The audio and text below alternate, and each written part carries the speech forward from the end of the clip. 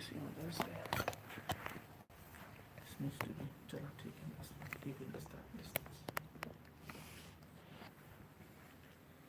بسم الله الرحمن الرحيم الحمد لله وكفى والصلاة والسلام على عباده الذين اصطفى خصوصا على نبيه المصطفى حمد المجتبى صلى الله تعالى عليه وعلى آله وصحبه نجوم الهدى وبارك وسلم تسليما كثيرا كثيرا أما بعد. Last week we started the first dars of Shamail and we completed the two hadiths in regards to the external description of Rasul sallallahu alaihi wasallam, which in Arabic are known as khuluq. Known as khuluq. Khuluq refers to the outward description and outward external beauty and perfection of Rasul sallallahu alaihi wasallam. Zahiri Jamaat or Zahiri Hulya Mubarak. So this khuluq, the khalq of Rasulullah sallallahu alaihi wasallam. See, the word khalq in Arabic is used in two ways. The first way is with the fatha and the zabar of kha, which is in the meaning of khalq, which means the outward description, the appearance, the blessed appearance of Rasul sallallahu alaihi wasallam. And the khuluq with the dhamma of kha, with the pesh of kha, it refers to the internal perfect qualities and the internal abilities of Rasul sallallahu alaihi wasallam, in which his sifat aliyah, his awsaf, his khasa'il aliyah mubaraka are included. So what Imam Tirmizi rahmatullahi alayhi started, as mentioned last week, was his zahiri appearance, his external perfection in his appearance and his characteristics. So the reason for this, as mentioned before, is the first introducing that you do towards someone is probably how he looks like. Okay, he looks like this, he looks like that, but beyond and besides his outward perfection, he's got these qualities. He is an expert in this. He's knowledgeable. He is very pious. Etc. etc. Then you move on to that. So this is for the sake of introduction. So Imam Tirmizi rahmatullahi alayhi, he mentioned the first two hadiths that we covered last week, and these two ahadiths, along with the remaining ahadiths of this chapter, the whole point is that we try to picture Prophet sallallahu alaihi wasallam in our mind, and we try to relate to it as if he is walking, standing, as if he is present within our vision. So today's hadith is the hadith of Hazrat Bara ibn Azib radiyallahu anh. He mentioned this hadith. Yeah, I'll quickly read out the narration and the sanad as well.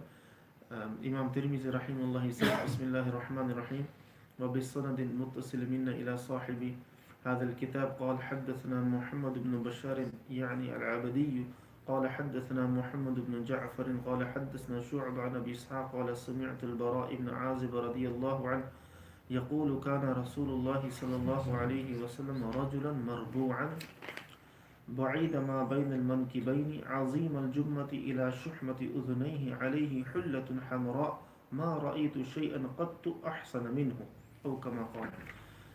Hazrat Bara ibn Azib radiyallahu anhu, he mentions that Rasulullah sallallahu alayhi wasallam was rajulan marbu'an, was a person of average build. He was a person of average build. That is one translation. The second translation is rajila with the kasra of jim, which means a person with slightly wavy hair. So not completely rigidly wavy, but slightly wavy hair, and not extremely curly but slightly curly, very with a bit of wave in the hair. So this is also known as in the Arabic as rajulan with the kasra of jim, and if it is used with the dhamma and pesh of jim, then it will be referring to a person of this stature, of a very average and very moderate stature and built, This is what Prophet sallallahu alaihi wasallam looked like, and this is why this is also known as medium build. And a marbu'a is what we did last week. Raba'a and marbu'a, the same meaning but two different words. So a medium built person. He was in average in his appearance. بعيد ما بين المنكبين, Prophet sallallahu alaihi wasallam's shoulders were wide, and his shoulders being wide means that he had a broad chest, and the broadness of the chest in a man's health and man's image shows strength, shows mardangi and strength and handsomeness. So for a man to be broad chest or broad shoulders, it is a sign of his health and his strength. So Prophet sallallahu alaihi wasallam, the youngsters, they say that guy looks like he's a V-shaped person. A V-shaped is where the chest is quite wide and strong and built, and the six packs on abs, right? So 6 or 8, I don't know how many there are. I only know one, so I believe in one, right? So so a person with a healthy body is called a V shape. Prophet sallallahu alaihi wasallam, the Sahaba saying he had a V shape. He had a very strengthy body, and his body was very powerful as such. His appearance was in that manner as well. And then the Sahabi mentions Azim al-Jumma. The Prophet sallallahu alaihi wasallam's hair Mubarak was dense. It wasn't very light. He wasn't a person who would lose a lot of hair. So he had a dense hair, and how far it reached? Ila shuhmati udhunayhi, until the earlobes. It will reach until the earlobes. Now, Imam Tirmizi rahmatullahi alayhi, being such a big ashik and lover of Rasul sallallahu alayhi wasallam, he did not mention just all the descriptions of Prophet sallallahu alaihi wasallam under one chapter and under one heading. What he did, the first chapter is about the overall appearance of Rasul sallallahu alaihi wasallam.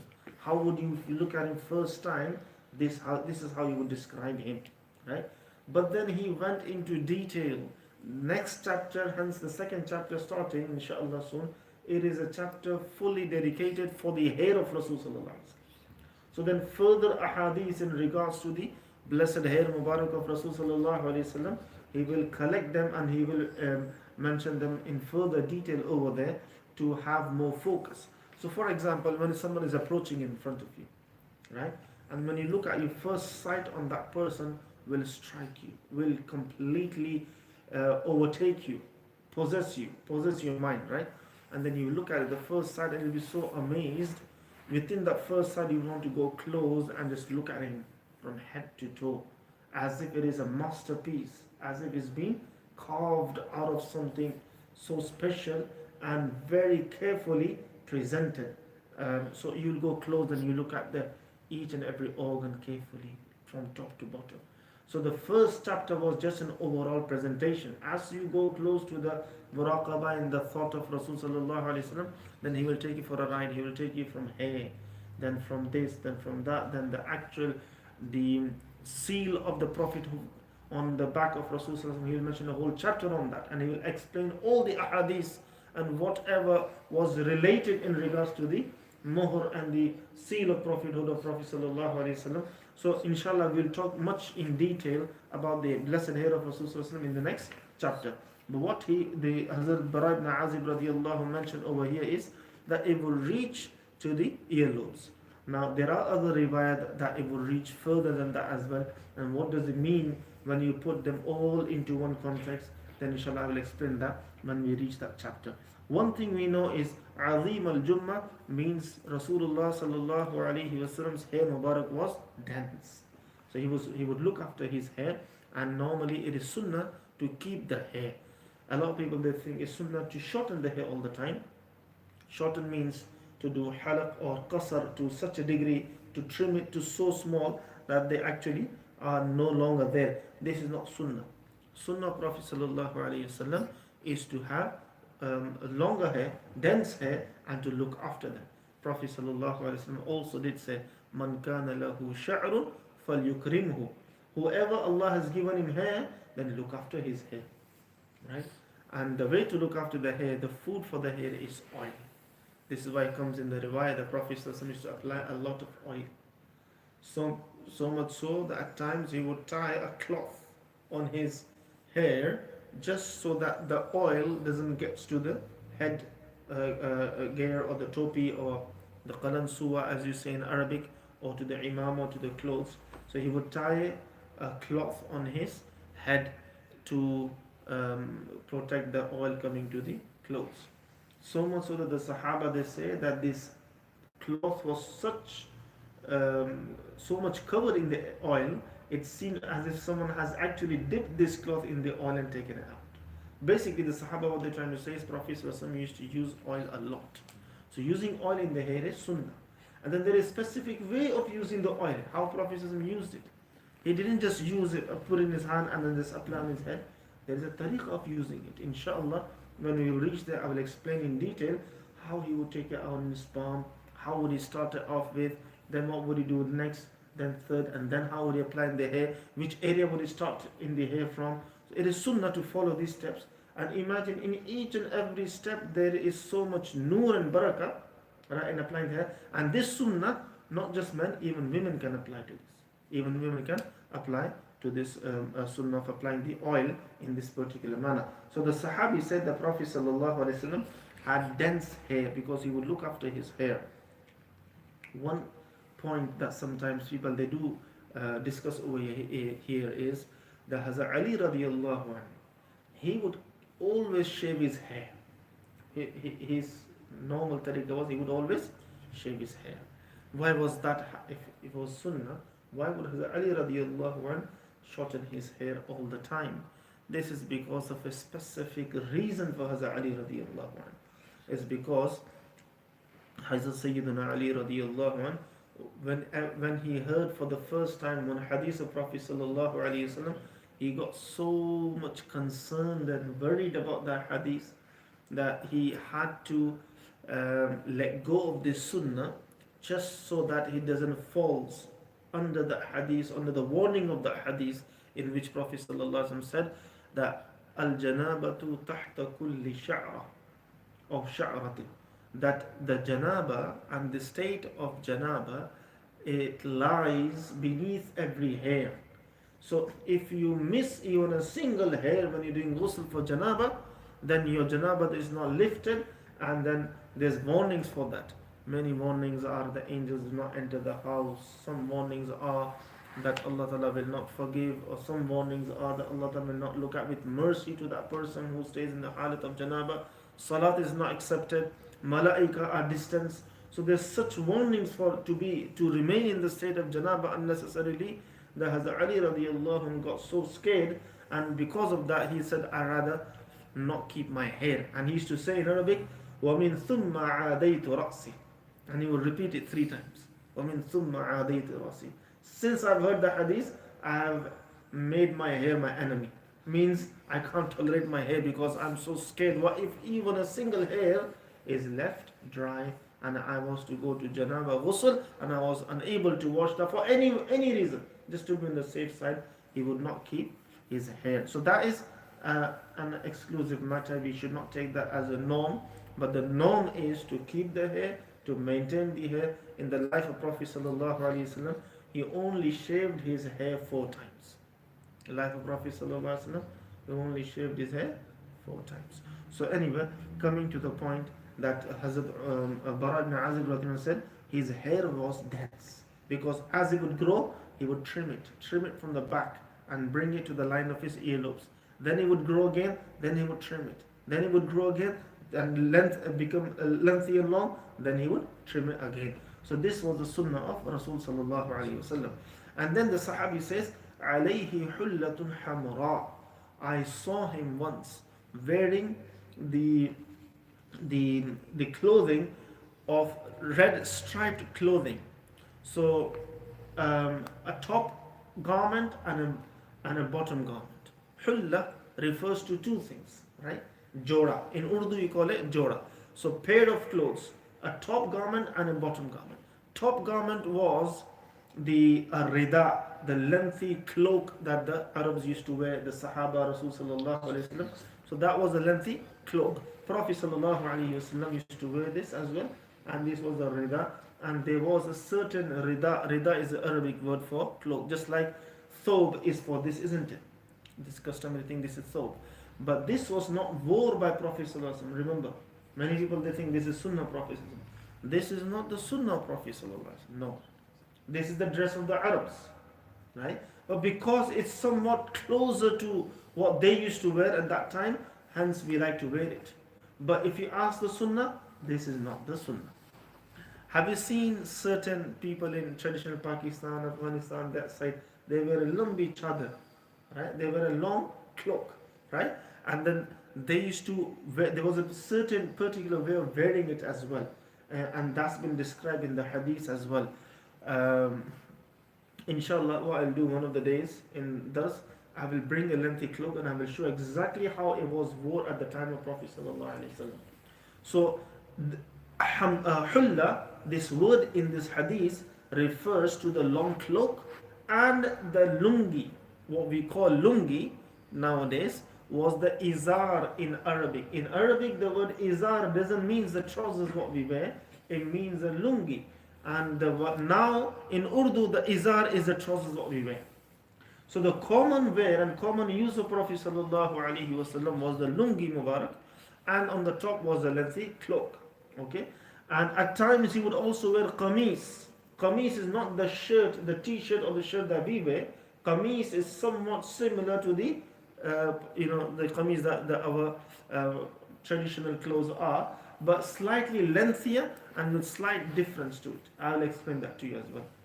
I've contacted one or two brothers last week, tailors, who can sort one out for me, but I'm not yet in any luck.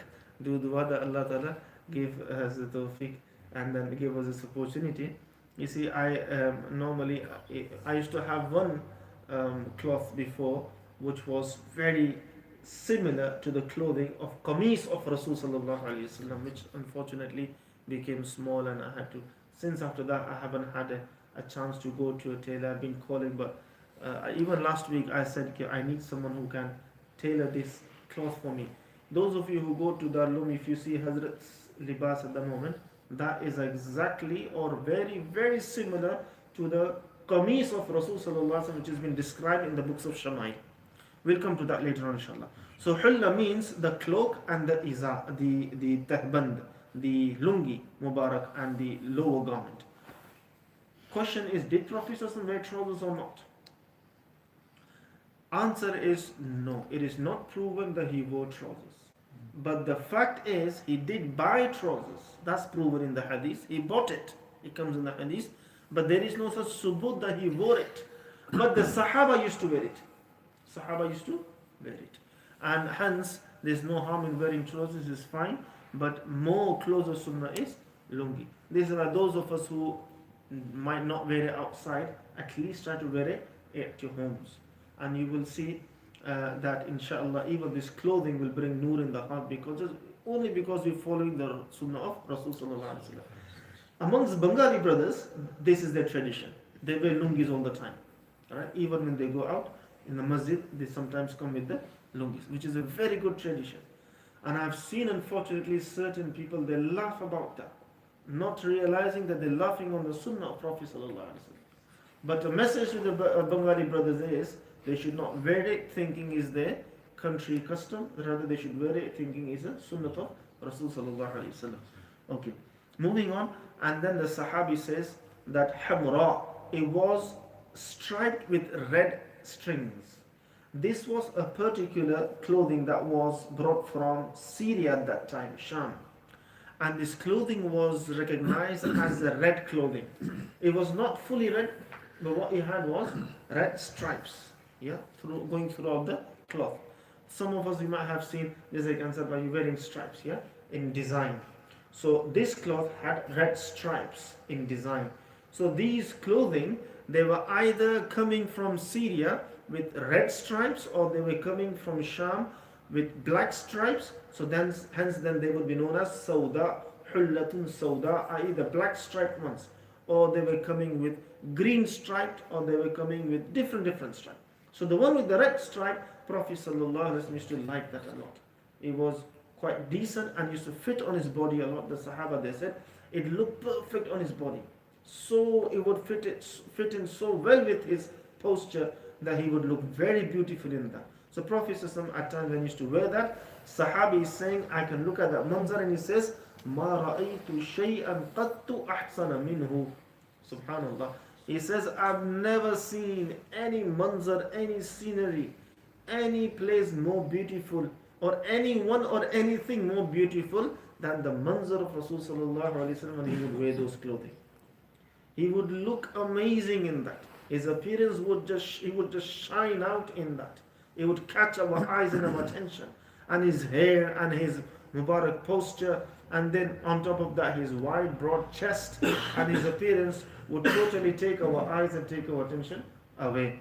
So him entering or him walking, we would have to drop and leave everything. So much so that Amma Aisha radiallahu anha, she actually goes a step further, and she says, and she's not exaggerating in this, she says that the women of Misr, when they saw Hazrat Yusuf alayhi salam, they preferred and they went forward and they cut their fingers, right, because they could not digest the sight, or they could not bear the sight of the Jamal of Sayyidina Yusuf alayhi salam. But she says, Amma Aisha radhiyallahu anha, she says, had they seen my master, my beloved, they would have preferred and gone a step further of cutting and chopping their hearts, not just their fingers. Because the appearance of Rasul sallallahu alaihi wasallam was so sweet that it would affect not just on the eyes, but it would affect deep in the heart.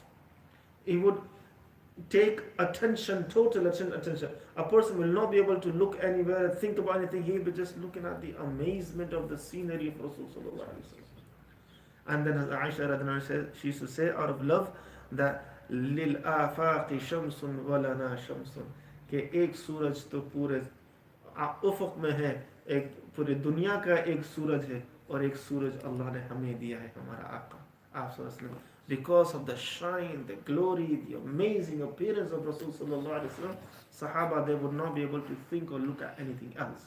So that was a manzar. So Hazrat Bara ibn Azib radhiyallahu anhu is saying, he's describing the manzar. He's saying, مَا رَأَيْتُ شَيْئًا قَدْتُ أَحْسَنَ مِنْهُ.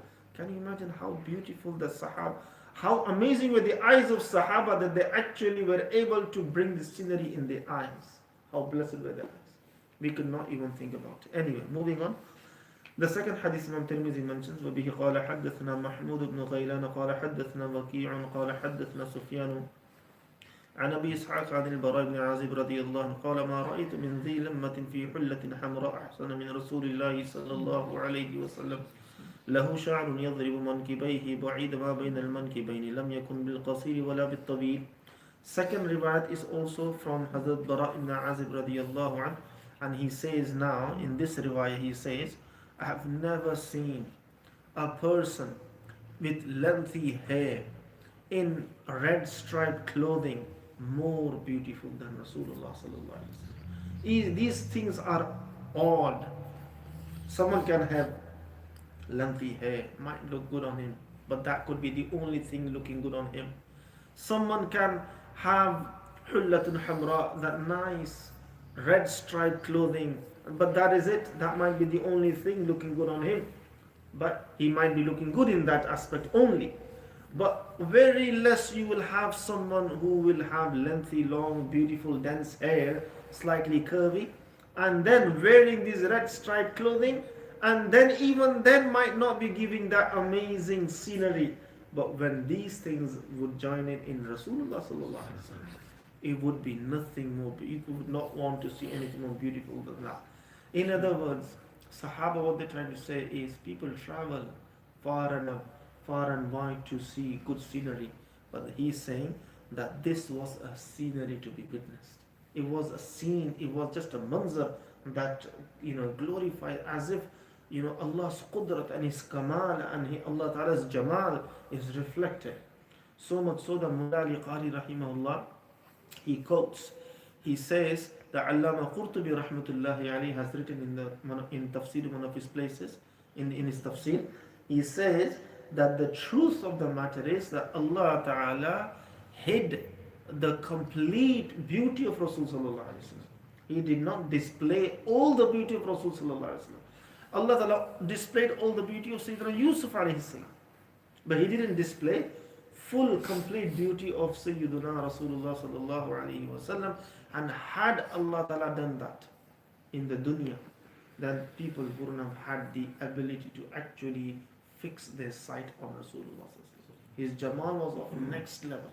He was Malih, Wasim, Nasim. You know, in Arabic you got so many words for the word beauty. In English you only got beautiful, handsome. You got nothing, it doesn't give any further meaning. But you see, one of the meanings of Malih is coming, the hadith is coming, he was Malih. Malih means you look at someone, the beauty will strike you, it will stun you, and you'll be like taken aback, wow, what's this? And then after that, the more you look at it, the more the beauty will expand. The handsome and the amazing, Jamal, it will actually become, it will increase. The more you look at it, the more it will increase. And with Yusuf alayhi salam, what was the case with Hazrat Sayyidina Yusuf alayhi salam? He was Jameel. So when you will look at him, right, after a while you will get used to the beauty. MashaAllah, he is beautiful, no doubt. But yeah, I've got his beauty now. But with Malih, you can't stand that beauty. Because each time you look at it, the more increases. Second time you come back and look at that person and say, wow, this guy's got a new appearance. He looks amazing now. He looks far more beautiful than before. And this is what will happen in Jannah. When you will eat a fruit, right, you will have a new taste.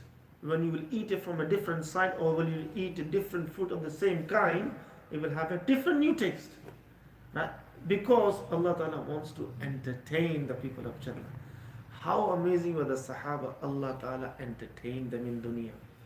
Look at the sight of Rasul Sallallahu Alaihi Wasallam, but because you're bound by the limitations of this dunya, your eyesight cannot tolerate much Jamal and beauty. Wait, only grasp what you can and try to narrate that for the people who will come after. But the real Jamal of my Habib, I will display in Jannah. I will display in Jannah. This is why there is a riwayah, although the riwayah is a bit da'if, but in that riwayah there will be a majlis in Jannah. And first Hur Ain will be brought. Then after that, Hazrat Dawood alayhi salam will come after that presentation. Dawood alayhi salam is brought to the stage, and he will read the Zabur in his beautiful voice, which was known for its beauty in the history of mankind. Then after that, the final competitor will be the second class will be Rasulullah sallallahu alaihi wasallam, and that day he will come with his complete Jamal. May Allah give us that moment that we can see with our own eyes of Jannati eyes, the complete Jamal of Rasulullah sallallahu alaihi wasallam. By Allah, we will forget our families, we will forget our own selves, we will forget everything. But then another beauty after that will be the presence of Allah subhanahu wa ta'ala. Allah ta'ala will show Himself. Will show Himself. This is, I was only going to say to one or two people, the Saturday Jalsa, there was brothers seated in the Jalsa. And this is, I'm just sharing out of Basharat, glad tidings. And only those who have the real understanding will value this point. While the majlis was going on about Rasulullah sallallahu alaihi wasallam and the Durud Sharif, and the Durud Sharif was read, and the manaqib and the praises were mentioned in the qasidas in the end, one person happened to me, he told me that night, I haven't told this to anyone except one. One person happened to be very close to Prophet sallallahu alaihi wasallam in that majlis, in his muraqabah. He happened to have a visit of Rasul sallallahu alaihi wasallam in the majlis while he was sitting, and in that muraqabah, Prophet sallallahu alaihi wasallam expressed his happiness with the majlis. And in his muraqabah, because that person, you see, Allah Ta'ala has given this honor to certain people. When they look down and do muraqabah, they actually visualize the Zat and the blessed sifat of Rasul sallallahu alaihi wasallam as if he is in front of them, as if he is in front of them. I have got ijazat of hadith from a sheikh in Walsall.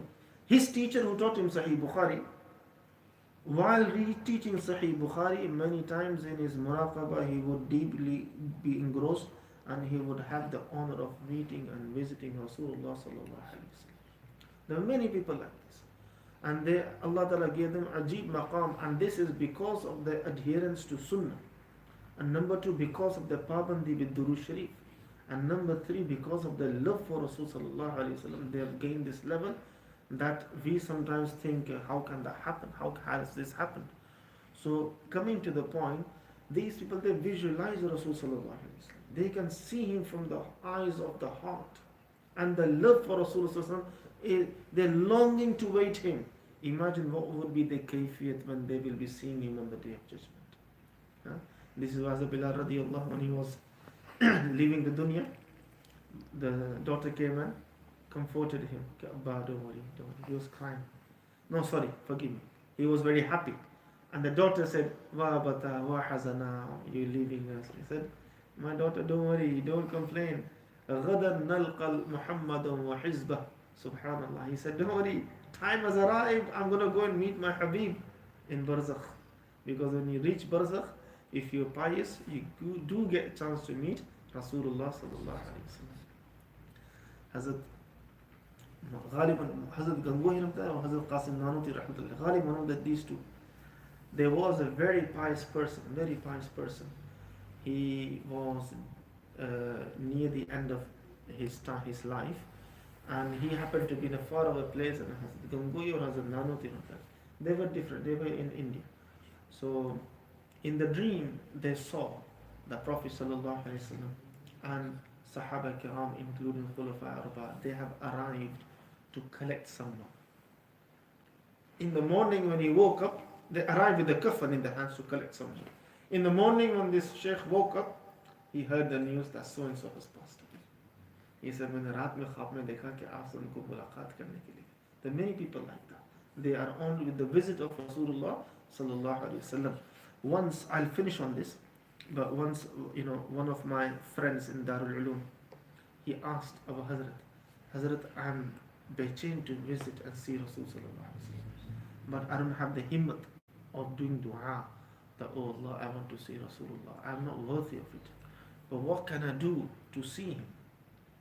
So Hazrat said, all the time keep your mind, keep your vision, keep your thoughts to Rasul sallallahu alaihi wasallam. All the time. If you do this, you will see him. So that classmate of mine, very good friend, Maulana from London, he said, I did that for a week. Everything I would think, if this was Rasulullah sallallahu alaihi wasallam, what would he do at this time?